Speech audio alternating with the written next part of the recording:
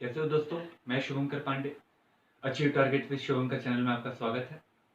Last जो geography का lecture चल रहा था, उस ज्योग्राफी के लेक्चर में हमने विंड्स पढ़ चुके थे, पवनें पढ़ चुके थे और पूरे जो लेक्चर है वो इंटरलिंक है। तो एक भी लेक्चर को मत छोड़ा करिए कि हम कल देख लेंगे, कल जब देखेंगे ऐसा अगर बोलते चलोगे तो बैकलॉग बनते चले जाएगा और फिर बाद में जो वीडियो रहेंगे वो कहीं ना कहीं छूटते चले जाएंगे और फिर बाद में जब टेंशन बढ़ेगा तो फिर पढ़ाई और नहीं हो पाएंगी।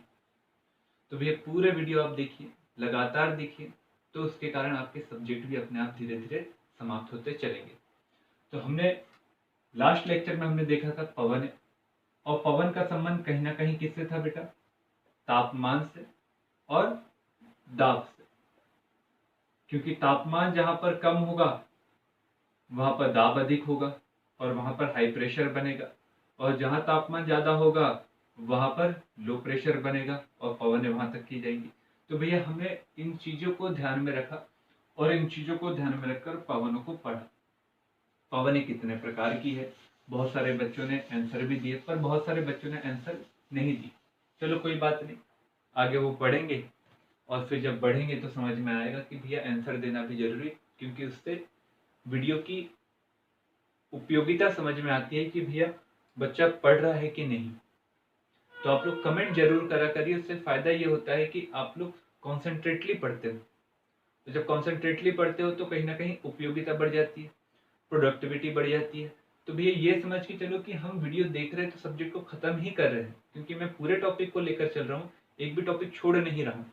तो मतलब स्वाभाविक रूप से आप ये ध्यान में रखिए कि भैया वीडियो क्लासेस और क्लास की क्लासेस दोनों में अंतर नहीं, बस अंतर ये है कि मैं फिजिकली आपके सामने उपस्थित नहीं हूँ, परंतु आभासी दुनिया के हिसाब से तो मैं आपके सामने उपस्थित।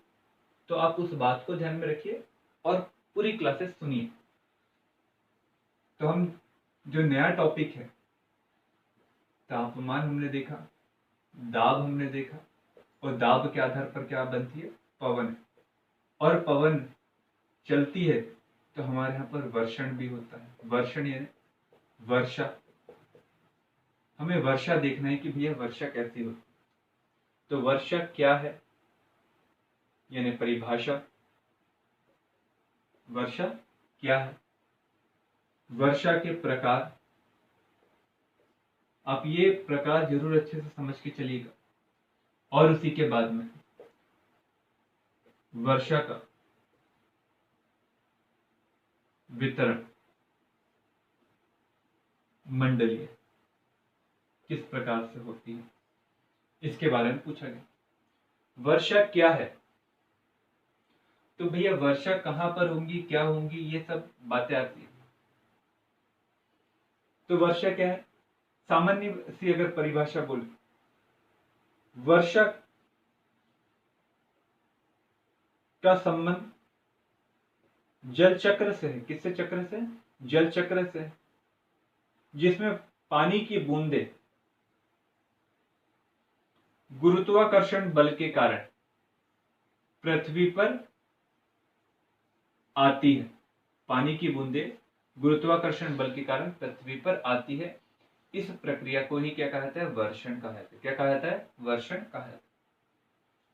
यह होगी परिभाषा। पर भैया वर्षण क्या केवल पानी की बूंदें अगर हम बोलेंगे तो मतलब बस आ गई क्या? पानी की बूंदें ऊपर भी तो गई होंगी, तो कैसे गई, उन सब बारे में आपको पता होना चाहिए। तो हमने एक छोटी सी परिभाषा देखने की कोशिश की और अब हम देखते हैं एक बड़ी सी परिभाषा।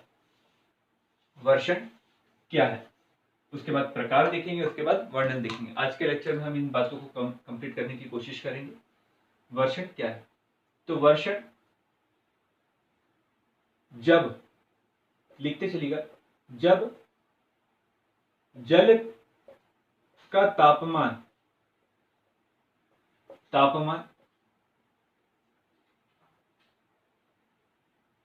सतह की तुलना में अर्थात कौन सी सतह? जल के ऊपर की, जो ऊपर की सतह रहती है ना, मतलब वायुमंडलीय सतह जो रहती है, जब उसकी तुलना में जल का तापमान अधिक होता है तो वाष्पीकरण के लिए, किसके लिए बेटा? वाष्पीकरण के लिए सूटेबल कंडीशन बनती है और इसके माध्यम से वाष्पीकरण होता है। और वाष्पीकरण किस रूप में होता है? संवहन तरंग के रूप में। किस रूप में? संवहन तरंग के रूप में। जल किस में बदल जाता है? जल बदल जाता है किस में? वाष्प में। और जब ये ऊपर की ओर जाता है तो ऊपर की ओर जाने के दौरान, बातें लिखते चलिएगा, ऊपर की ओर जाने के दौरान एडियाबैटिक शीतलन के कारण जल के वाष्प के तापमान में क्या आती है? तापमान में कमी। और जब ये तापमान में कमी मतलब आर्द्रता जो रहती है, जलवाष्प मतलब आर्द्रता, तो ये तापमान में कमी आती है और जो जलवाष्प रहता है अर्थात आर्द्रता जब 100% हो जाती है तब हम ये कहते हैं कि संघनन की क्रिया क्या होती है? पूर्ण। संघनन की क्रिया क्या होती है? पूर्ण। पर अभी भी वर्षा नहीं होती। संघनन की क्रिया पूर्ण हो जाने के पश्चात गुरुत्वाकर्षण बल के कारण जब संघनन की क्रिया के पश्चात पानी की बूंदे नीचे की ओर गिरती है, उसे क्या कहा जाता है? वर्षा। उसे क्या कहा जाता है? वर्षा। तो याद रखिएगा, जल का तापमान उसकी संलग्न परतों की तुलना में जब ज्यादा होता है तो वाष्पीकरण की क्रिया सुटेबल बनती है और वाष्पीकरण की क्रिया के लिए सुटेबल कंडीशन बनती है और इसके कारण संवहन तरंग के रूप में जल का जलवाष्प के रूप में ऊपर की ओर जाता है।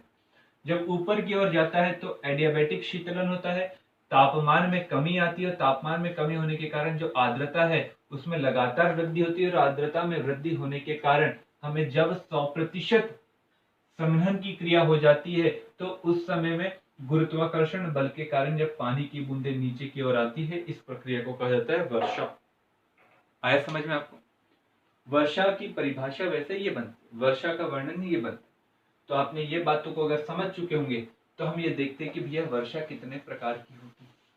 अगर ये बात क्लियर हो गई होगी तो अब वर्षा के प्रकार कितने प्रकार के होते हैं, तो बातें समझ में आ रही है कि नहीं आपको? कल का जो लेक्चर था पवने, वो पवने आपको पता है कि नहीं? आपको जब तक के पवने नहीं पता रहेंगे तो इसमें वर्षा समझना कठिन हो जाएगा। तो वर्षा के प्रकार क्या देखना है हमें? प्रकार कितने प्रकार की होती है? तो एक होती है पर्वतीय वर्षा, एक होती है संवहनी वर्षा और एक होती है वाताग्र वर्षा। 3 प्रकार की वर्षा होती है मुख्यतः। कितने प्रकार की बेटा? 3 प्रकार की। पर्वतीय वर्षा जब बादलों के गतिशील मार्ग में जब पर्वतनुमा संरचना आ जाती है तो तब बादलों के पर्वत से टकराने के पश्चात वहां पर वर्षा होती है और इस प्रकार की वर्षा को कौन सी वर्षा कहा जाता है? पर्वतीय वर्षा। प्रारंभ में जब यह बादल टकराते हैं तो टकराने के बाद में वर्षा की जो मात्रा रहती है वो अधिक होती है और अधिक हो जाने के बाद में जब बादल टकराते हैं, पुनः टकराए, वर्षा कराए और हल्के हुए और फिर ऊपर उठते। जब ऊपर उठते हैं तो फिर उन्होंने बादल पर्वत को क्रॉस किया क्या? नहीं किया। तो फिर बाद में क्या होता है? फिर बादल टकराते हैं और टकराने के बाद में वर्षा कराते हैं, फिर हल्के होते हैं और हल्के हो जाने के बाद में फिर ऊपर उठते हैं और ऊपर उठने के बाद में फिर टकराते हैं और उसके बाद में क्या होता है? वो पर्वत को क्रॉस करते हैं। तो प्रारंभ में जब बादल टकराते हैं किससे? पर्वत से, तो प्रारंभ में वर्षा अधिक होती है और उत्तर वर्षा की मात्रा क्या होती आती है? कम होती आती है। और यही कारण रहता है कि पर्वत के मुख की ओर वर्षा तो ज्यादा होती है परंतु पर्वत के विमुख की ओर वर्षा कम होती है। और यही कारण रहता है कि यहाँ पर्वत के विमुख की ओर वर्षा कम होने के कारण इसे वृष्टि छाया क्षेत्र के रूप में जाना जाता है। तो प्रश्न में ये पूछता हूं कि एक प्रश्न आपसे, एंडीज पर्वतमाला के विमुख क्षेत्र की ओर जो पैटागोनिया का मरुस्थल है उसे कौन सा क्षेत्र के रूप में जाना जाता है? मैंने मैपिंग आपको बताया था और आप मुझे वर्षा के पर्वतीय वर्षा के साथ में बताइए कि भैया उस क्षेत्र को वही नाम क्यों दिया गया। चलिए, ये पर्वतीय वर्षा होती है और ये पर्वतीय वर्षा पर्वतों के किनारे होती है। प्रारंभ में कैसी होती है? ज्यादा, पर जैसे जैसे टकराते जाते हैं वर्षा की मात्रा क्या होती जाती है? कम होते जाती है। और जैसे ही पर्वत को क्रॉस करते हैं तो वर्षा की मात्रा और क्या होते जाती है? कम होते जाती है। कोई दिक्कत यहाँ पर? नहीं तो कोई दिक्कत। अब ये है बेटा हमारा पृथ्वी, ये है 0 डिग्री और 0 डिग्री है तो स्वाभाविक रूप से यहाँ पर सूरज है और सूरज की किरणें क्या होंगी? यहाँ पर लगातार सीधे पड़ते रहेंगी। जब सूरज की सीधी किरणें यहाँ पर पड़ेंगी तो स्वाभाविक रूप से तापमान क्या रहेगा? यहाँ पर ज्यादा और प्रेशर क्या रहेगा? कम। तापमान बहुत अधिक ज्यादा बढ़ते जा रहा है, लगातार बढ़ते जा रहा है, तो स्वाभाविक रूप से यहाँ पर जल जो रहेगा वो किस में बदल जाएगा? जलवाष्प में। किस में बदल जाएगा? जलवाष्प में। और जलवाष्प जब ऊपर की ओर जाएगा तो स्वाभाविक रूप से कौन सा शीतलन होगा? एडियाबैटिक शीतलन। और एडियाबैटिक शीतलन के कारण ऊपर की ओर कौन सी क्रिया होंगी? संघनन की क्रिया। और संघनन की क्रिया तब तक क्या होंगी? जब तक के 100% आर्द्रता ग्रहण नाभियों में क्या नहीं हो सकता? आर्द्रता नहीं आ जाती। और जैसे ही 100% हो जाता है तो फिर में क्या होता है? वर्षा के लिए सूटेबल कंडीशन। और वर्षा फिर होती है जब गुरुत्वाकर्षण बल के कारण पानी की बूंदें नीचे की ओर आती है। तो ये होता है संवहनी क्षेत्र में। तो भैया आपको फिर से मैं बता दूं, 0 डिग्री के करीब जब जब सूरज की सीधी किरणें जिस क्षेत्र पर पड़ती है तब तब तापमान अधिक और दाब कम होता है, जिसके कारण जल जलवाष्प में बदलता है। जल जलवाष्प में बदलने के कारण हमें दिखाई देता है कि जल का जलवाष्प में बदलने के कारण हमें ऊपर की ओर संवहन तरंग के रूप में हमें जलवाष्प जाते हुए दिखाई देती है। जब जाते हुए दिखाई देती है तो एडियाबैटिक शीतलन के कारण यहाँ पर संघनन की क्रिया होती है। और संघनन की क्रिया जब 100% हो जाती है तब जल की बूंदें गुरुत्वाकर्षण बल के कारण पृथ्वी की सतह की ओर आती है और इस प्रकार की वर्षा को क्या कहा जाता है? संवहनी वर्षा। खास विशेषता इसकी ये रहती है कि ये बहुत तेजी से विद्युत गर्जन के साथ तीव्र गति से कम समय के लिए होती है। और प्रायः जो ये वर्षा होती है वो होती है 12 बजे के बाद। 12 बजे के बाद क्यों होती है? क्योंकि भैया 12 बजे सूरज की जो किरणें रहती है सीधी पड़ती है तो तीव्रता भी क्या रहती है? ज्यादा। और जब ज्यादा होती तो उसी समय में वाष्पीकरण होता है। तो जब वाष्पीकरण उसी समय में हो रहा है तो स्वाभाविक रूप से वर्षा कुछ समय के बाद होगी। और यही कारण है कि 12 बजे के बाद संवहनी वर्षा होने के चांसेस ज्यादा रहते हैं। तो मेरा आपसे प्रश्न है कि पृथ्वी की सतह पर जो संवहनी वर्षा होती है वो संवहनी वर्षा क्या केवल भूमध्य रेखा के क्षेत्र में होती है क्या अन्य क्षेत्रों में भी होती है? अगर अन्य क्षेत्रों में होती है तो उसके बारे में आप मुझे बताइए। तो ये प्रश्न है। और प्रश्न कैसे? मैं उसी का उत्तर दे देता हूँ कि भैया जो सूरज रहता है, सूरज की जो किरणें रहती है वो पृथ्वी के अपने अक्ष पर झुके होने के कारण कभी कर्क रेखा पर, कभी भूमध्य रेखा पर, कभी मकर रेखा पर पड़ते रहती। तो स्वाभाविक रूप से जब कर्क रेखा पर पड़ेंगी किरणें सीधी तो स्वाभाविक रूप से यहाँ पर वाष्पीकरण की क्रिया होगी। जब मकर रेखा पर पड़ेंगी तो यहाँ पर भी तीव्र गति से वाष्पीकरण की क्रिया होगी। और जब भूमध्य रेखा पर पड़ेंगी तो स्वाभाविक रूप से तब यहाँ पर भी क्या होगी? वाष्पीकरण की क्रिया तीव्र गति से। तो मतलब संवहनी वर्षा हमेशा भूमध्य रेखा पर होगी ऐसा है क्या? नहीं है। पर जहां जहां पर सूरज की किरणें पड़ेंगी सीधी वहां पर वाष्पीकरण की क्रिया अधिक तेजी से होने के कारण एडियाबैटिक शीतलन के कारण संघनन की क्रिया जब पूर्ण होती है तो गुरुत्वाकर्षण बल के कारण हमें वर्षा दिखाई देती है जो कम समय के लिए तीव्र गति के साथ विद्युत गर्जन के साथ होती है। ये हमें समझ में आया। ये हो गया वर्षा का सेकंड प्रकार। अब आते हैं तीसरा प्रकार जिसे कहा जाता है वाताग्री वर्षा। ये वाताग्री वर्षा महत्वपूर्ण रूप से है। अब ये महत्वपूर्ण रूप से क्यों है आइए समझते चलते हैं। कैसे? वाताग्र का मतलब क्या है पहले तो ये समझ लो बेटा। वाताग्र एक ढलवा नुमा अदृश्य संरचना जिसके दोनों तरफ तापमान प्लस दाब की विशेषताओं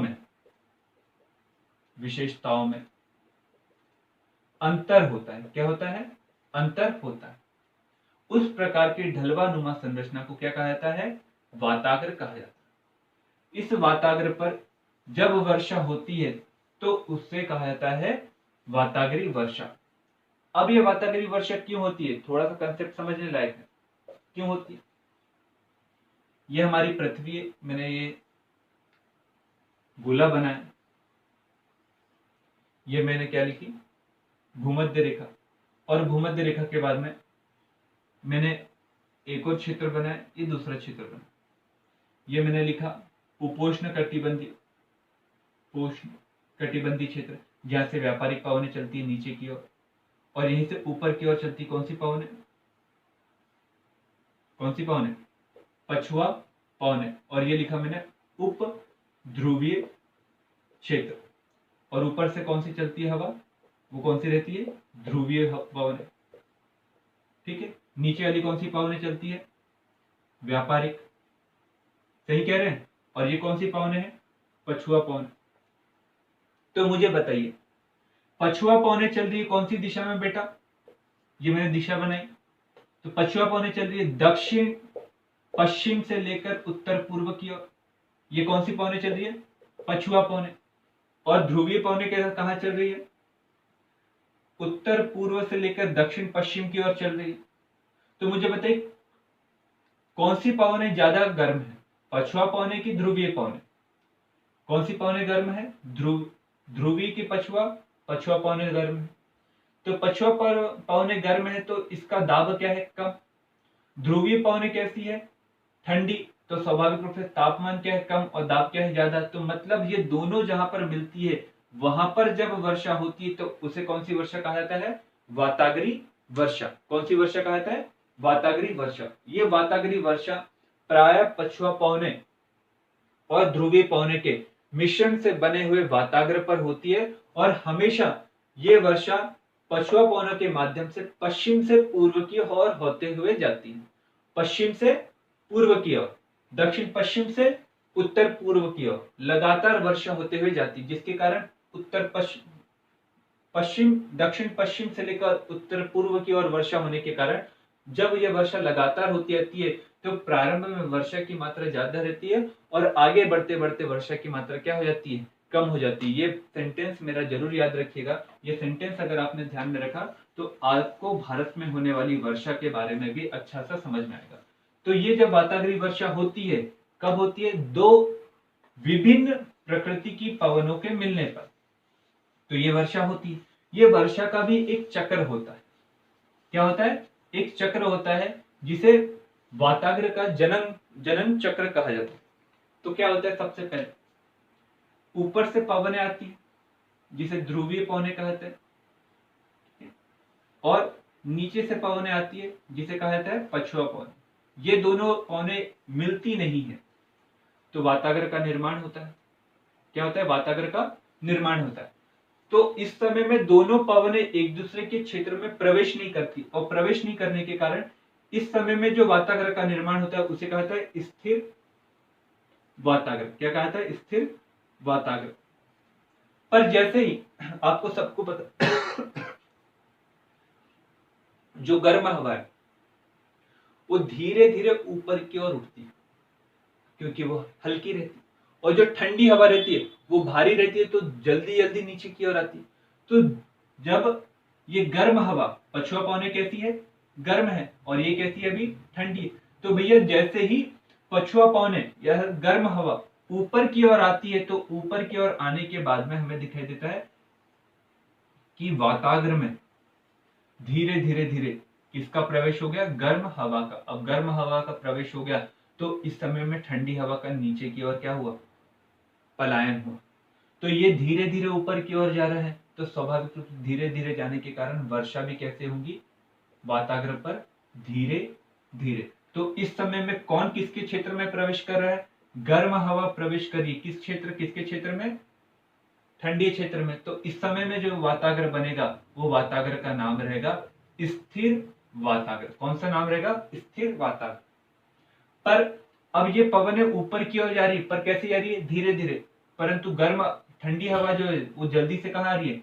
नीचे की ओर आ रही है। अब नीचे की ओर जब जैसे जैसे हवा आती है तो नीचे की ओर आने के कारण हमें गति बहुत तेजी से दिखाई दे रही है। जब गति बहुत तेजी से दिखाई दे रही है तो यहाँ पर जो पवनें चलेंगी वो पवनें नीचे की ओर जाने के कारण जो वाताग्र बनेगा वो वाताग्र तो शीत रहेगा, परंतु जो वर्षा होगी पवनों की तेज गति होने के कारण वर्षा जो रहेगी वो धीरे ना होकर तेजी से होंगी। किससे होंगी? तेजी से। जब तेजी से वर्षा होगी तो इस समय में आपको गर्जन वगैरह दिखाई देगा। साथ में अब क्या होगा? चौथे चरण में ये वर्षा, ये जो ठंडी हवा रहेंगी वो ठंडी हवा, शीत हवा, वो गर्म हवा को हटा देंगी, ऊपर की ओर ढकेल देंगी और पूरे के पूरे क्षेत्र में जो नीचे का क्षेत्र रहता है उसके ऊपर ठंडी हवा का प्रभाव हो जाएगा। और यहाँ पर जब वर्षा होगी वो वर्षा बहुत तेजी से, तीव्र गति से, विद्युत गर्जन के साथ होंगी। और जैसे ही पूरी हवा धरातल पर बैठ जाती है तो बादल जो रहते हैं वो साफ हो जाते हैं और साफ हो जाने के बाद में पूरा मौसम सुहाना बन जाता है और इस अवस्था को कहता है संरोधी अवस्था। तो मतलब वाताग्र जो वर्षा होती है वो दो विभिन्न प्रकृति के पवनों के मिलने से होती है। ये चरण भी 4 होते हैं। पहला चरण स्थिर चरण, इस समय में दोनों पवनें एक दूसरे के क्षेत्र में प्रवेश नहीं करती है। दूसरा रहता है कौन सा चरण? स्थिर चरण के बाद में हमें दिखाई देता है उष्ण वाताग्र का चरण। इस उष्ण वाताग्र के चरण में क्या दिखाई देता है कि गर्म हवा ठंडी हवा के क्षेत्र में प्रवेश करती है और धीरे धीरे प्रवेश करती है, तो वर्षा भी कैसी होती है? धीरे धीरे। और इसी चरण में हमें जब दिखाई देता है कि गर्म हवा जब ऊपर की ओर जाती है तो ठंडी हवा नीचे की ओर आती है और तेजी से आती है तो शीत वाताग्र का जनन होता है। बहुत तेजी से आने के कारण वर्षा क्या होती है?